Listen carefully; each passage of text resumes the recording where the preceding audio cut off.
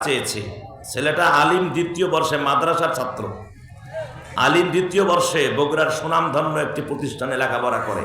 আর ওই মাদ্রাসার প্রভাষক তার বাবা আব্দুল আজিজ। প্রভাষক তার বাবা আব্দুল আজিজ, আর মা হলো উম্মে সালমা। বাড়িতে এসে মাকে বলছে, মা টাকা দাও, 500 টাকা দাও। মা বলছে টাকা দিব না।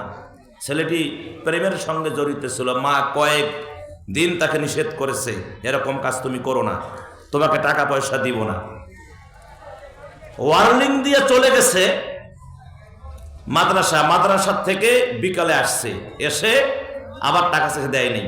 মাকে পিছন দিক থেকে জাপটে ধরে মায়ের মুখ নাক চিপে ধরে জায়গায় মাকে শ্বাসরোধ করে হত্যা করে ফেলেছে।